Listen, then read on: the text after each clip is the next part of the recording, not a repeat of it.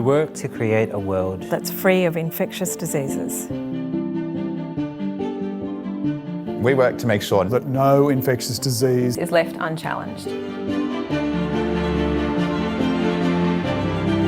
We discover, develop, implement and evaluate health solutions, working alongside the most at-risk communities.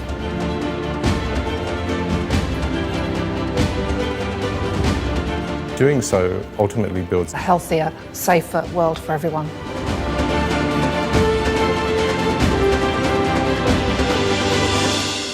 We are the Kirby Institute.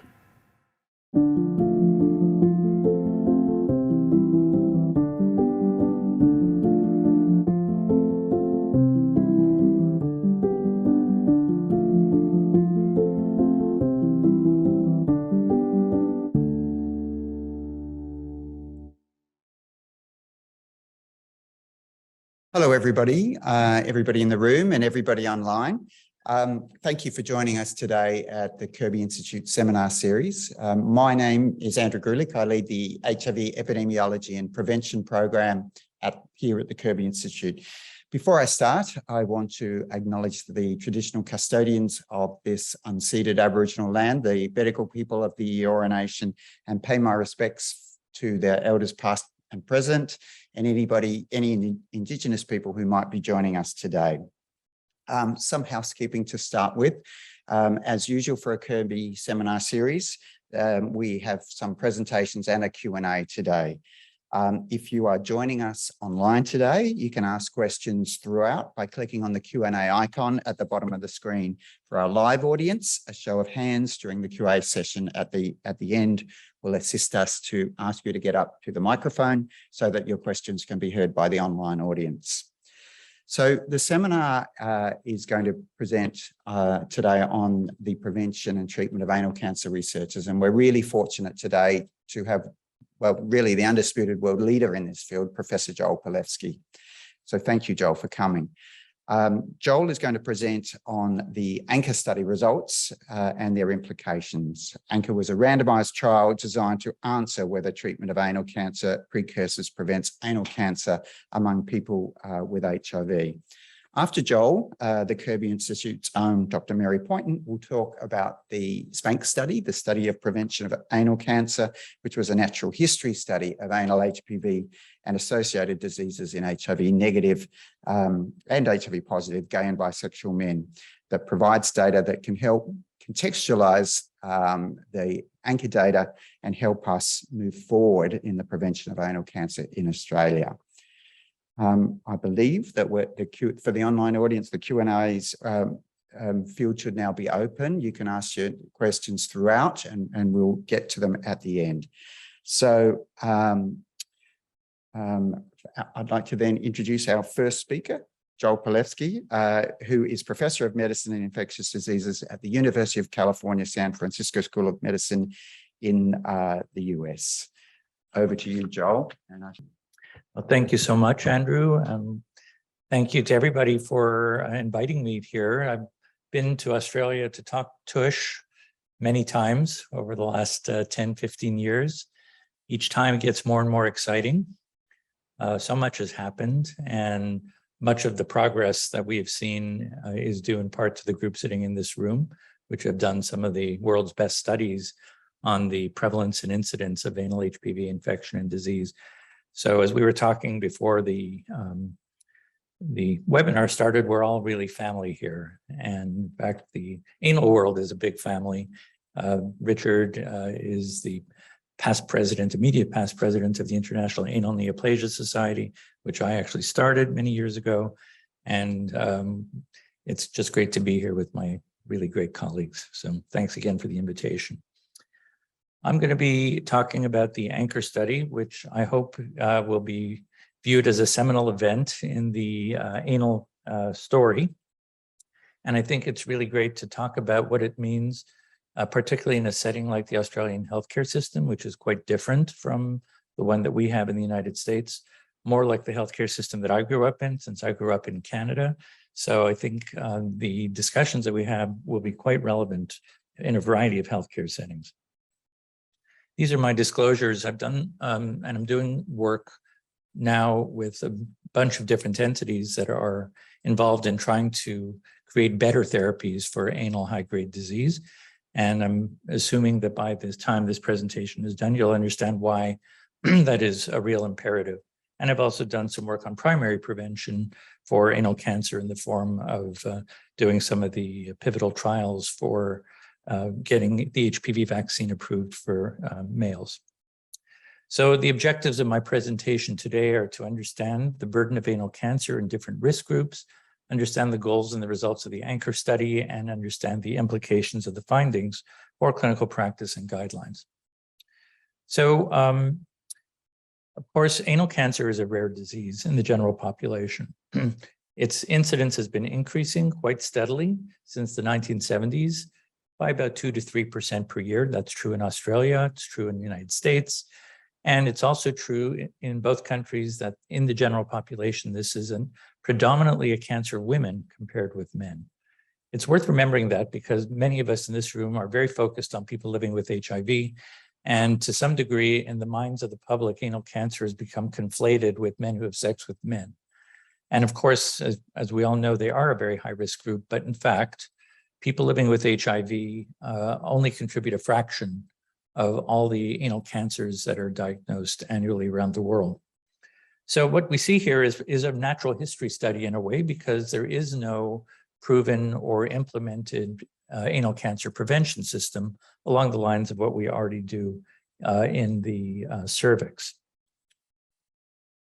Now, it's also been noted for years in Australia and now in the United States that in the absence of such a screening system and with improvements in the prevention of cervical cancer, what we see is in some groups, not HIV associated, anal cancer is now more common than cervical cancer. So for example, from the SEER data in the United States, white women over the age of 65, anal cancer is now more common than cervical cancer. Also true in women over the age of 75. So I think this highlights the fact that although we'll be talking about a very high-risk group, that the problem of anal cancer is not going away. And in fact, because of population demographics will likely be becoming worse, because anal cancer is more a disease of older people over the age of 50, and the population as a whole is aging. This is in fact one of the reasons why the absolute number of cervical cancer cases around the world is going up, despite the fact that the incidence is going down because of the change in the aging demographics of the world. But I want to focus today on the groups who we think are going to potentially be the most deserving of efforts to try and prevent the cancers, that is the highest risk groups. And they are summarized in this beautiful slide from Gary Clifford's group et al. And they really talk about 5 groups shown here in different columns. The darker the red, the higher the incidence. This is anal cancer incidence per 100,000. And what you can see is that the risk is highest in the HIV group, MSM, non-MSM, and women. And amongst these, the incidence is highest in the MSM. And amongst those, the incidence is highest in the oldest MSM. So you can see here that the risk varies quite considerably as a function of age. The HIV-negative MSM group is also at a high risk as well. And the problem is that these numbers have not been broken down by age. They give, I think, a bit of a false impression of who is really at risk, because I suspect that if we were to break this group down by age, we'd also see an age-related incidence that's unacceptable. The populations in the general populations are shown here in teal, and again, are pretty low risk. But here we see the same issue with age in men who are not MSM living with HIV, older and younger than 45. And then in women, we see, again, older and younger than 45 with an incidence difference. So all of these groups probably are at an incidence that we would consider above some threshold that would ideally merit some form of intervention if we had one. And that's really going to be the focus of my presentation. Before I move on, though, I do want to recognize that there are other risk groups too. They are principally women who have HPV-related anogenital disease elsewhere, particularly the vulva, which kind of makes sense because we think a lot of these women get anal HPV infection from spread from elsewhere Anal sex is certainly a risk factor, but it is not necessary. And so we see higher risks of cancer for vulvar cancer and precancer, and to some degree, cervical cancer as well. And then the last risk group, which kind of makes sense, are people who are immunosuppressed for reasons other than HIV. Most common of those are solid organ transplant recipients, iatrogenically immunosuppressed to prevent graft rejection. And here, interestingly, it's not age which is associated with increased risk, but years post-transplant. And what that reflects is the number of years of immune suppression. And that may be, at least in part, what's going on here. Maybe a conflation of true age-related issues, but also number of years of HIV positivity. So we're going to focus on these three groups in the rest of this presentation. This group knows very well that we use the cervix as a model for what we do. Two big reasons for that, which is biologically, these two cancers are very similar. One is because of the association with HPV, particularly HPV-16. And the other is that we think that these cancers are preceded by a series of changes culminating in these high-grade lesions, HSIL, which we know in the cervix are precancerous. We've had evidence that these are precancerous in the anus as well. And the whole basis of the cervical cancer prevention system is to screen women with an easy test to identify who needs colposcopy, because colposcopy is expensive and challenging, to visualize the source of the abnormal cells on the cytology, for example, and then biopsy it to prove that it's HSIL and not cancer, and then remove the tissue before this event occurs, which is the progression by virtue of the cells crossing the basement membrane down into the stroma and then spreading.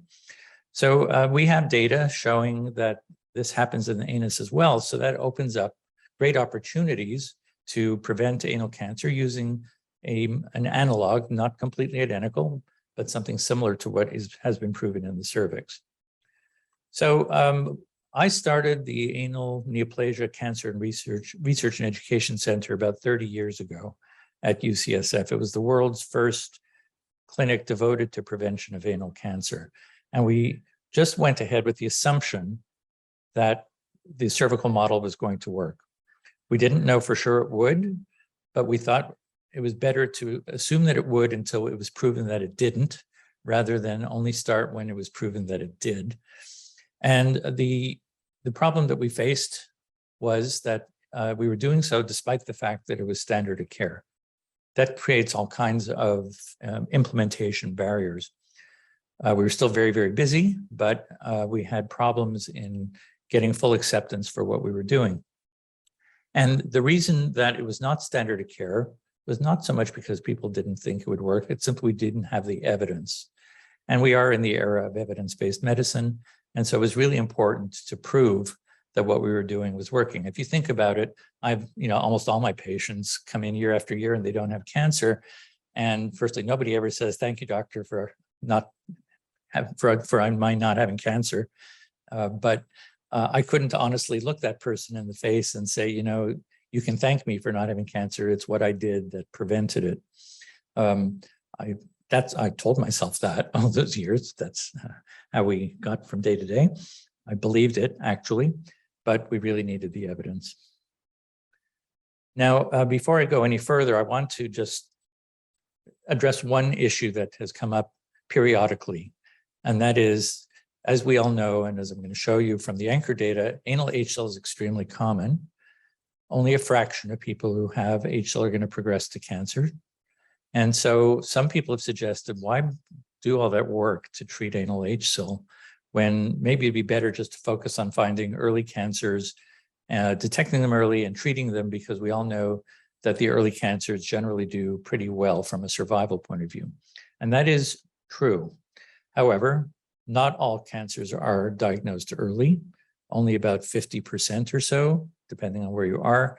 And if you're in the unlucky 50%, it's a horrible disease with very low survival. But amongst the majority who are diagnosed with early disease, yes, the survival is good, though I will say about 30% still progress. But amongst the ones who do well, it is a Pyrrhic victory, because the treatment, which is chemoradiation, is very strongly associated with severe morbidity in the form of longstanding pain, bleeding, psychosocial, sexual dysfunction. It is just nasty.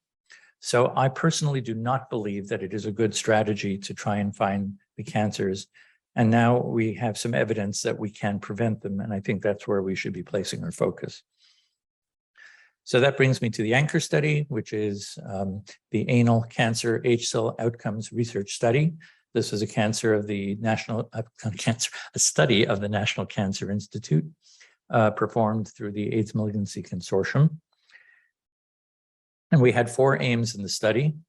The first was to determine whether treating anal HSIL has had its longstanding intended consequences, which is reducing the incidence of anal cancer, and to determine the safety of the treatments, if we can prevent anal cancer, but do so in a way that is not acceptable from a safety profile point of view, or from a quality of life point of view, as evidenced by our interest in aim number 3, then it kind of becomes moot. You know, the standards for safety and impact on quality of life are very, very high for a preventive measure.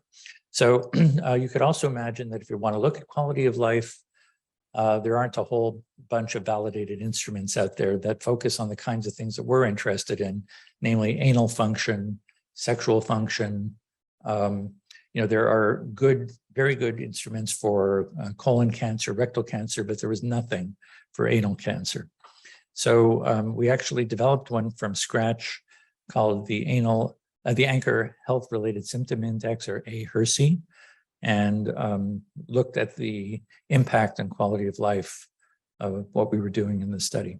And then the last one, which is also very critical, was to create a biobank of specimens from people being followed prospectively and randomized and also screened to allow us to collect tissues and swabs and blood to inform what's going on as people progress from high-grade disease to cancer. I want to remind us that this may actually have been the Anchor study, the very last opportunity ever anywhere in the world to address this question, because it would be impossible to do a study like this in the cervix. Now, it was done to some extent, as we all know, by your neighbors. That will never happen again, I hope. And you cannot do this in the oropharynx, which is another very important HPV cancer, because the precancerous state is very poorly defined. So because we had not yet proven that the treatment works, it was considered ethically acceptable to follow people with HSIL to see if they did or did not progress to cancer. And since we were expecting some to progress to cancer, we had the opportunity to collect specimens in what functionally was a natural history study for at least one half of the participants. So we hope that these specimens, and we're just starting to analyze them now, can be useful for defining biomarkers of progression and molecular pathogenetic factors important in progression from HSIL to cancer. We also hope, given the similarity with cervical cancer and oropharyngeal cancer, that anything that we find in this anatomic site might be useful also for some of the other anatomic sites. That remains to be seen. So we focused on older people living with HIV for the reasons that I think are quite apparent now. For our purposes, that was 35 and older. And we screened everybody for anal HSIL. When I say screened, I don't mean in the traditional epidemiologic sense, because we screened them for the study, meaning everybody got high-resolution anoscopy. We also did a cytology and blood and all that stuff, but the purpose was to identify people with biopsy-proven HSIL, which was the main study entrance criterion. There were some others as well, but if they didn't have biopsy-proven HSIL, then they were not seen in the study. Some were rescreened later because there's a possibility they might have developed HSIL. And then there were some in whom we found cancer. And of course, they were not enrolled in the study. They were immediately referred for appropriate therapy. So amongst the ones who did have biopsy-proven HSIL and who met some of the other study criteria, They were randomized 50-50 to what we call, maybe a little euphemistically, active monitoring, and the others to treatment. The plan was actually to initiate treatment the very day of randomization. So when a person came in, they didn't know if they were going to get treated or not. But since they'd already been seen by the clinician knew what the extent of the disease was, and they had in mind what they would give to the participant if that person was randomized to treatment. So the treatment was already planned if they were randomized to the treatment arm. I'll explain a little bit more what happened during follow-up, but basically over time, the number of cases of cancer in each arm were counted, and then we reported periodically according to a predetermined schedule to the Data and Safety Monitoring Board. So in terms of the numbers, we were powered to detect the difference between an incidence of 50 per 100,000 person years in the treatment arm and 200 per 100,000 in the monitoring arm. So we were hoping for a 75% reduction in cancer in the treatment arm. We were powered for a 90% power with 0.05 significance. This is an event-driven analysis with the primary outcome being time to cancer. And we determined that we would need 2,529 people, or a total of 5,058 people, to detect 31 cancers. So this is a big study. I think it may be the biggest study ever done in the world at any anatomic location of high-grade disease. Certainly not in terms of numbers of people screened, like in the Athena study, some of the big cervical screening studies, many tens of thousands of women. But I think the Athena study, which was one of the biggest one, had about 800 cervical high grades. We just had so much high grade in our population that we didn't need to enroll that many people. So big study, and obviously not one that you can do in one or two study sites. So we did the study at various points in time over the course of the study, 25 different study locations.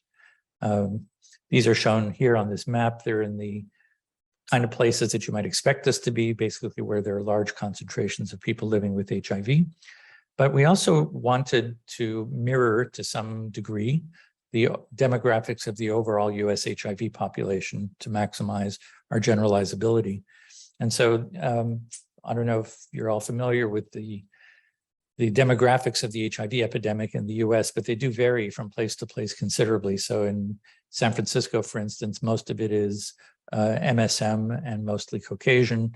In the Southeast, which is where the epidemic is growing the fastest even now, it's more African-American and more heterosexual transmission. So we had good representation in all of these places. So we were in the West Coast, the East Coast, the center, and Puerto Rico. Now, I mentioned that the clinicians had to be ready to treat on the day of randomization. They had a menu that they had to pick from. So we tried to standardize the treatment approach as much as possible.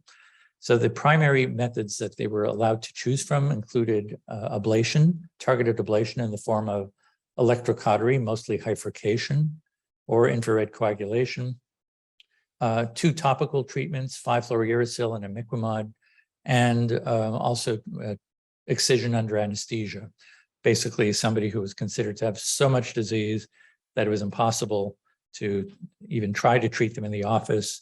And so they would get referred for more of an operative approach under an anesthetic. And then once they picked that therapy, they had to follow a treatment-specific algorithm. So that's shown, an example of this is shown here, where we're pretty prescriptive regarding how quickly the patient had to be reassessed, what to do if they still had high-grade disease. So we were pretty bossy about how things were done. We primarily gave clinicians the leeway to pick the therapy and when to stop the therapy. So they could have stopped hyfurcation after the first one if maybe the participant hated it and moved to something else. But once they picked therapy A, B, C, or D, they had to follow the algorithm. The other thing I want to emphasize is that ANCHOR was never designed to be a treatment comparison study of A, B, C, or D. It was meant to be a treatment strategy versus no treatment comparison. We were very fortunate in this sense because, as I'll show you, almost everybody got the same treatment, even though that wasn't necessarily the intent of the protocol. And that allowed us to make some conclusions about the performance of that particular therapy. So in the treatment arm, they were followed according to the algorithm, biopsied periodically to see if their HSIL went away. The intent was to treat the HSIL as completely and as for as long as possible, examined every 6 months after clearance, and then seen more often if the clinician was concerned about an imminent progression to cancer, biopsied any time if there was concern. Same thing in the active monitoring arm. The difference was that they were only biopsied annually because we didn't want to biopsy lesions away. Some of the lesions were a bit smaller. One of the entrance criteria was to have a lesion big enough that it could withstand a biopsy and still be there. 5 minutes? Okay. We're going to move very quickly. And then basically they were also biopsied anytime there was concern. We found a ton of high-grade disease at screening, 53% of the men, 47% of the women. This was the biggest surprise of all, but you can't lie because pathologists never lie. And 67% of the transgender individuals. We also found 17 people with cancer for a prevalence of 160 per 100,000 amongst the 10,723 people. So I'm not going to go through these slides in detail, except to say that the average age was 51 years, 17 years out from HIV diagnosis on average, and mirrored the overall US HIV population pretty well, not perfectly, but pretty well. They were also very well controlled from a HIV point of view. Almost everybody was undetectable, and they had a CD4 of over 600 median. About a third of the population were smokers, which I think is important. And then we stratified according to size because that's a risk factor that's known to be associated with failure of treatment of cervical disease. And we found that 12% of the population roughly had lesions more than 50% of the anal canal and perianal area. So for the treatment, almost everybody had bifurcation. Okay, that's the important thing. And then when we analyzed the data, we reported 32 cases. 2 cases were disqualified because they had been diagnosed with cancer before randomization. So of the 30 cases, 9 were in the treatment arm, 21 in the monitoring arm. That was a statistically significant reduction, 57%. And we actually showed that the progression rate from high-grade disease to cancer was twice as high as we thought it was going to be. It was actually 400 per 100,000, which is why we ended up stopping the study sooner than we thought we would have to. Unfortunately, the treatment arm data were higher than we wanted also, but from the point of view of the statistics, the delta was still quite large, but it does mean that we need to do better for treatment. These were the Kaplan-Meier curves. And one thing I want to point out was the lesion size was a key factor.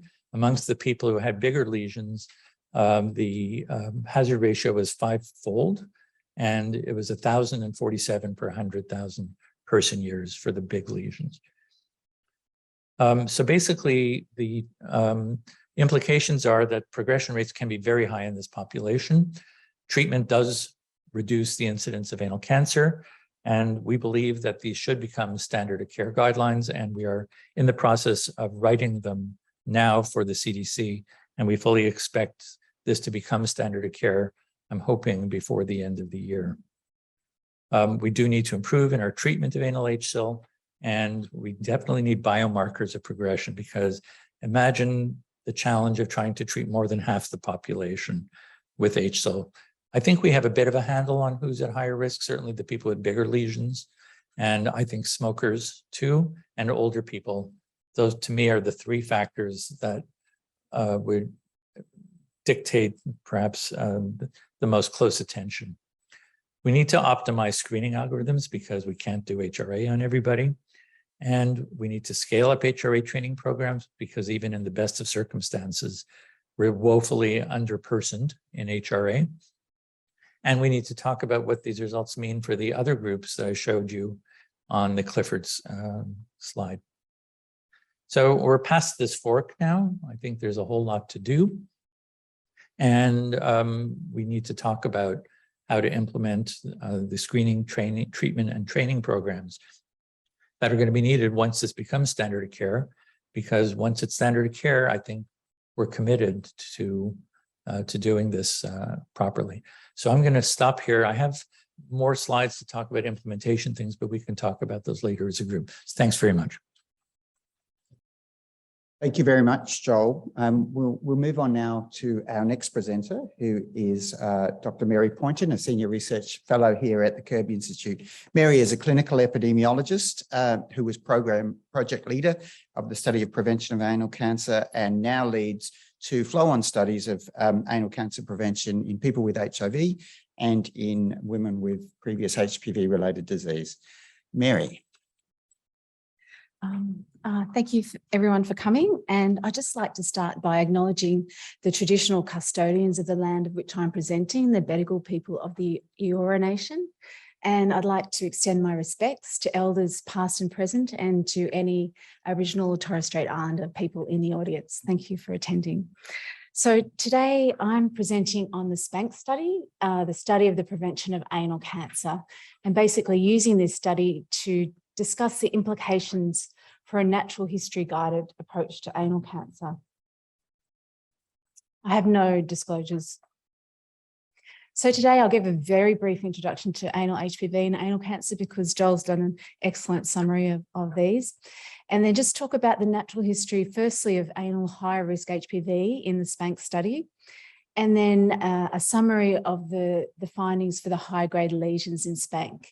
And then summarise by talking about the implications for a high-risk HPV-based screening program for anal cancer.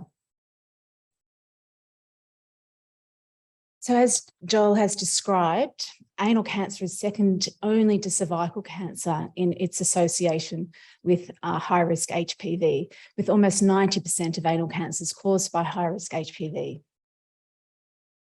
There, as Joel described, this analogy with cervical cancer, and there are many similarities between these HPV-related cancers, but the natural history is quite different. So this slide shows the natural history of anal high-risk HPV in gay, bisexual, and other men who have sex with men living with HIV, compared with the natural history of high-risk HPV in the cervix. So you can see that the prevalence of high-risk HPV is extremely high in the anus. There's few data on the incidence of high-risk HPV, but incidence is high compared with the low incidence in the cervix.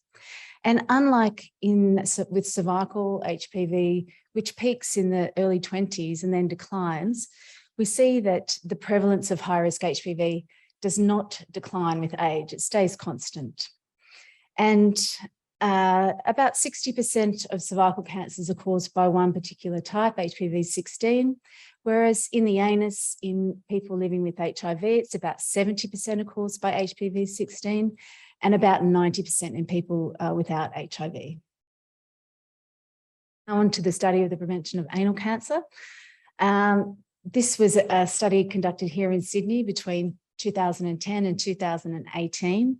We enrolled 617 gay and bisexual men and other men who have sex with men from the community. And our inclusion criteria were that the men couldn't have anal cancer and could not have had a previous high resolution anoscopy.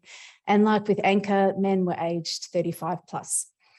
They attended 5 visits over 3 years, and at each visit had cytology, high-risk HPV testing, and an HRA.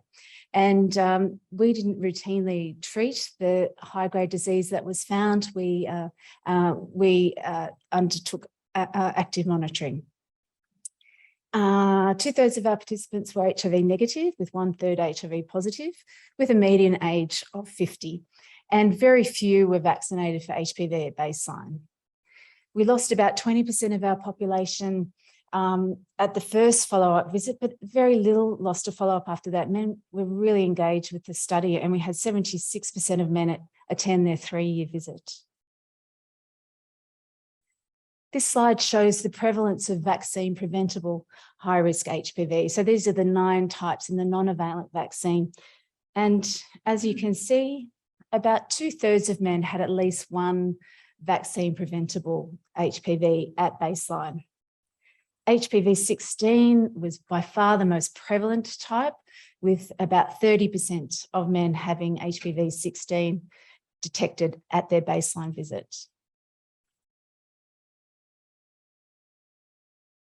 We had a high incidence of all the high-risk HPV types that we tested for in the study, from between 2 to 7 per 100,000 person years for all 13 types tested. As you can, we've stratified here by HIV status, and as you can see, there was no difference in incidence by the main type HPV-16, but there was a significant difference for the other types by HIV status, with the types 35, 45, 52, 56, 58, significantly higher in people with HIV. This slide just shows the high-risk HPV clearance in the SPANC study, with the most important finding here being that HPV-16 was the least likely to clear. And really the clearance rates of HPV-16 are half of those of the other types, which really plays into the importance of HPV-16 in anal cancer. Clearance was common, and clearance did not differ by HIV status. This slide shows the predictors of HPV-16 clearance. And really, we didn't see anything significant. There's no significant difference by HIV status, as you can see. But in those people living with HIV, a lower Nadir CD4 count was significantly associated with less clearance. And the results aren't presented here, but clearance was 3 times more common after an incident rather than a prevalent infection.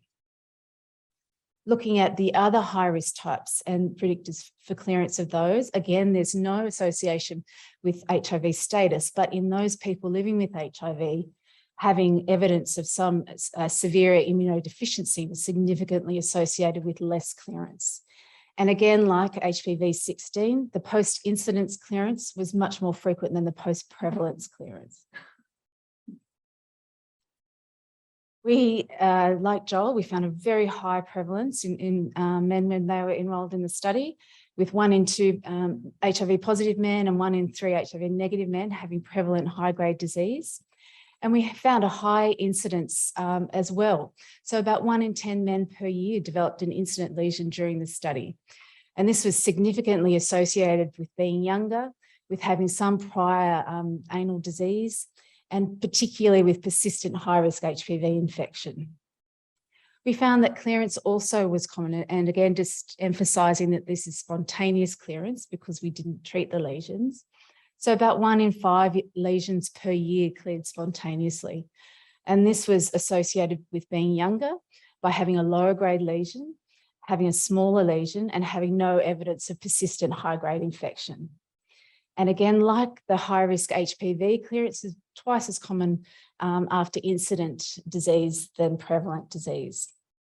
We had 1 progression from high-grade disease to cancer, giving us a progression rate of 1 in 446 person years. So what are these implications from the SPANC study findings for a screening program using high-risk HPV? Well, we know that in the cervix, high-risk HPV testing has replaced cytology in screening because of the higher sensitivity than cytology in detecting high-grade lesions.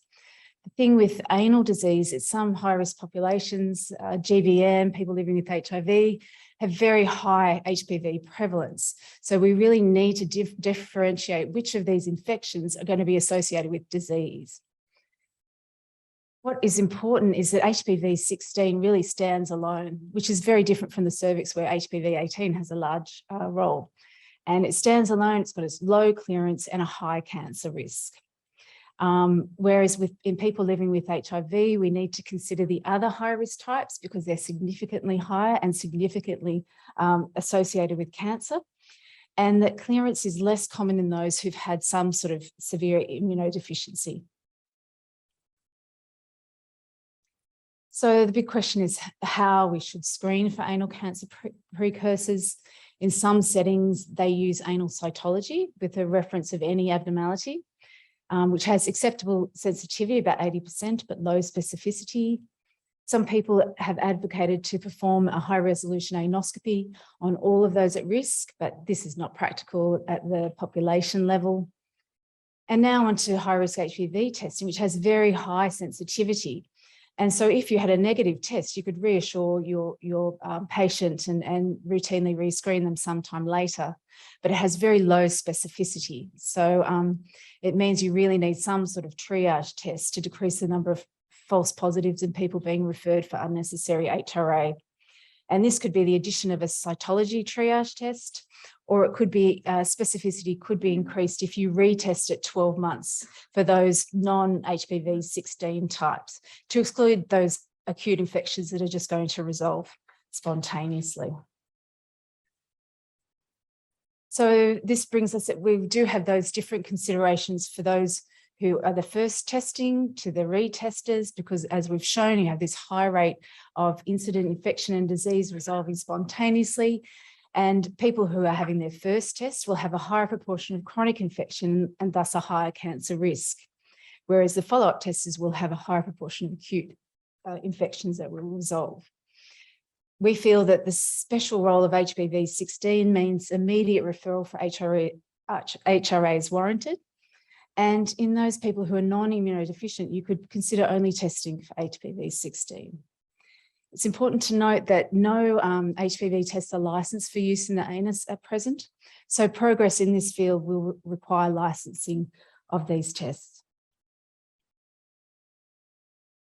So what does this mean in Australia after the anchor results and the imperative for us to introduce these screening programs? So it emphasises the importance of evidence-based screening, that these algorithms may be different in different high-risk populations and between initial and subsequent screens. So we are going to aim to have a simple screening test, which is easily implementable in primary care, and to maximise detection of high-risk HSIL, and really not to overwhelm health systems with the number of HRAs required. As Joel mentioned, there are CDC guidelines being developed, and also the International Anal Neoplasia Society are developing screening guidelines. Excuse me. And what we need is high quality natural history studies to inform HPV-related screening approaches.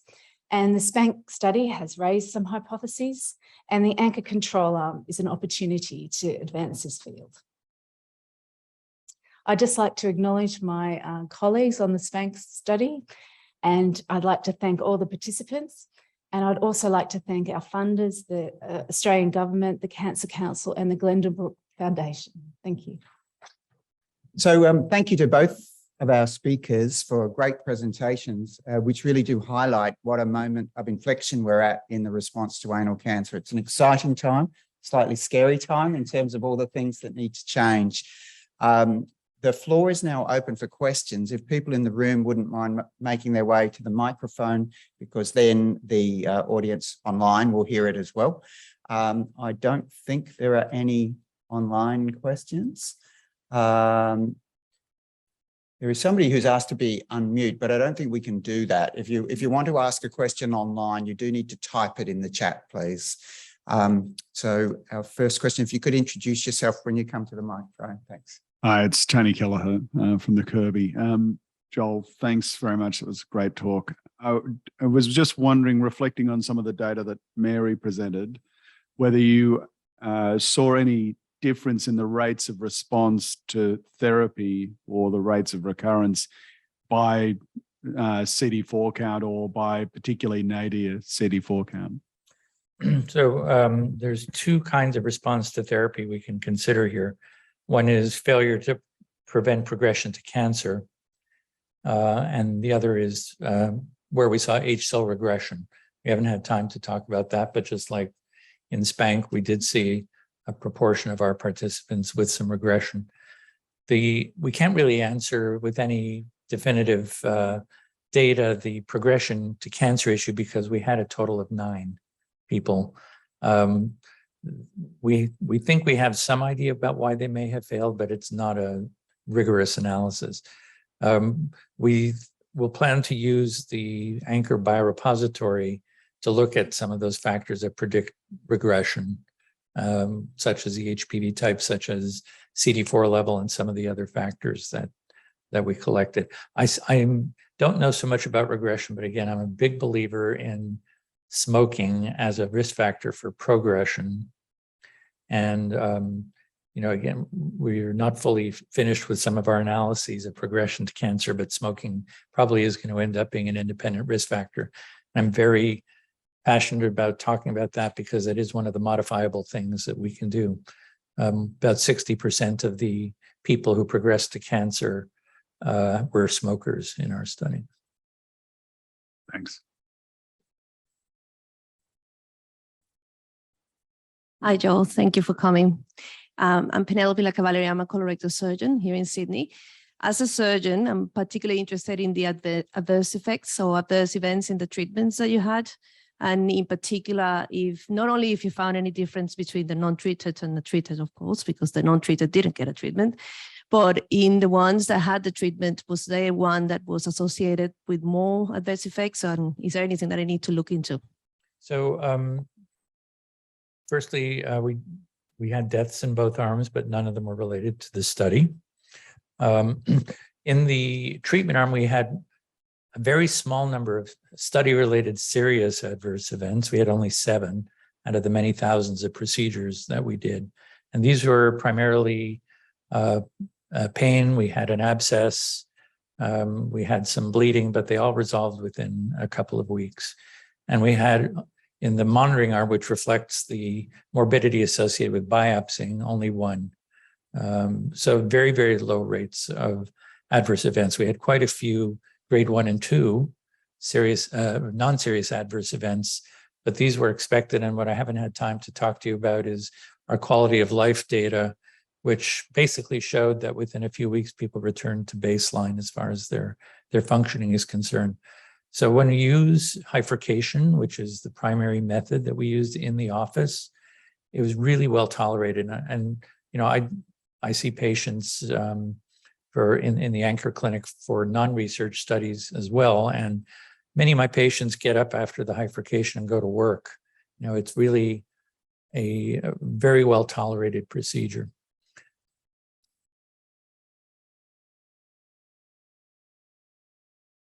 Fantastic talk. It's Richard Hillman here. I lead the Dysplasia and Anal Cancer Service in Darlinghurst and St Vincent's. I'd like to share with you a brief set of data which you may not be aware of, and that'll lead into a question I'd like to ask for both presenters. So we recently reviewed about 200 cases of anal cancer presenting to our hospital, half of which were in HIV-positive gay men, a quarter were in women, the other quarter were almost exclusively within HIV-negative gay men, plus a small number of straight men with pre-morbid conditions like an anal fissure, for example. And one could hypothesize that might be an entry portal for HPV DNA. And the reason I raise that question is because it may well have implications in terms of screening beyond people living with HIV. Clearly, people living with HIV have to be the #1 priority. But I think in terms of what I can see, and I live in an odd part of the world, the vast majority of cancers in men are in men who have had sex with men at some stage.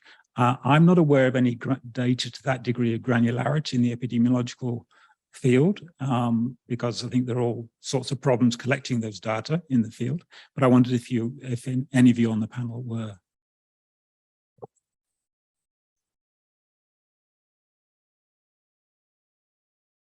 Thank you, Richard.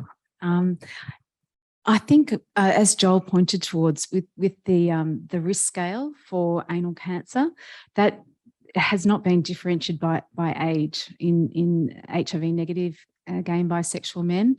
But I think once that has been done, and there has been some preliminary work, there will be evidence that increasing age really increases your risk. So that may lead to screening guidelines, including older GBM without HIV. Thank you. I also want to point out the importance of denominators, right? Because there are many more, fortunately, at this point, HIV-negative MSM than MSM living with HIV. So even a smaller incidence can still translate into more absolute cases.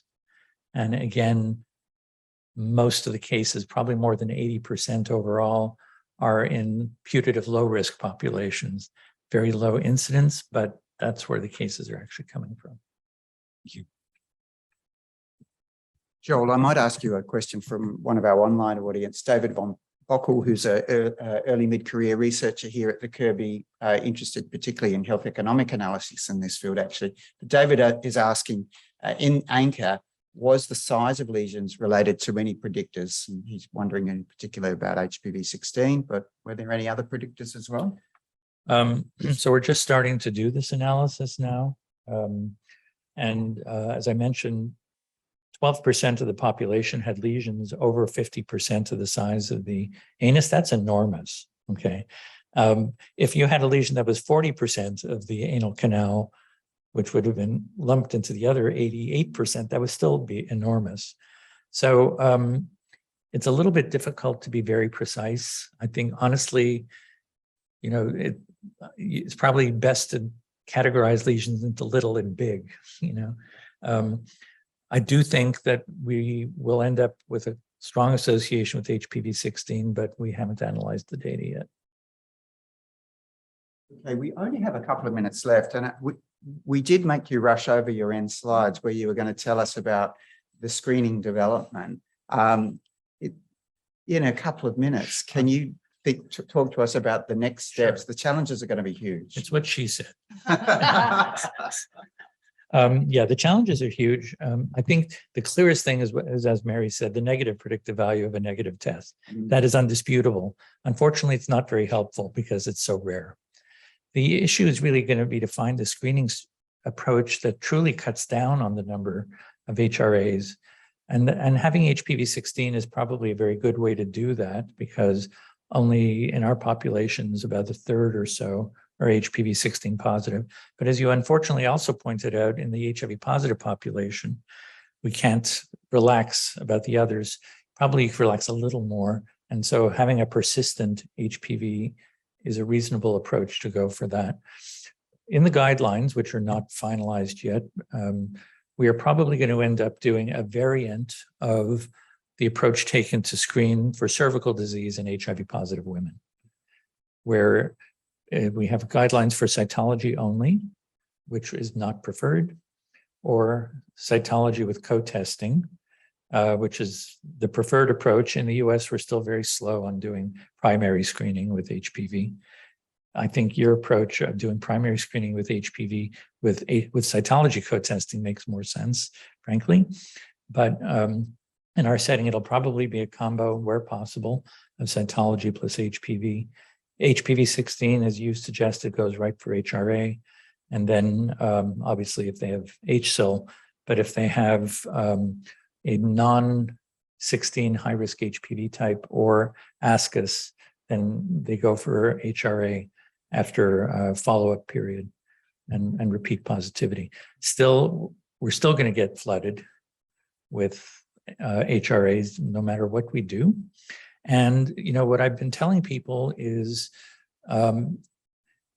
if you don't have the system set up, ready to go at all levels, screening, HRA, treatment, don't even screen for HSIL until you're ready to do it. Do your DARE. Look for the cancer.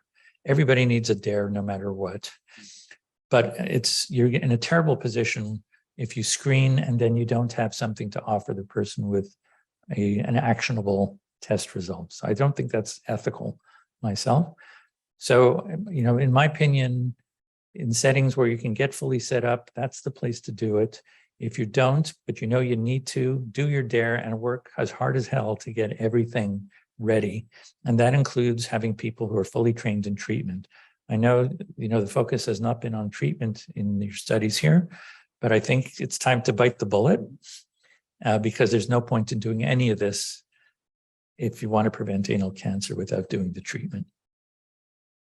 Yes, so that's the challenge ahead of us, Joel. You really laid down the what we have to do, and we are aware of what lies ahead. And so really the enormity of the challenge is something we're still coming to grips with. But really, our time unfortunately is up. So I wanted to finish by thanking both of our speakers. Mary, thank you. But in particular, Joel, for dropping in while you're in Australia. We're going to make use of you not only by giving this presentation, but by staying on and talking to our Sydney group this afternoon, because your work will really shape what we do. So thanks for your leadership in this field, and we look forward to working more with you in the future. Thank you.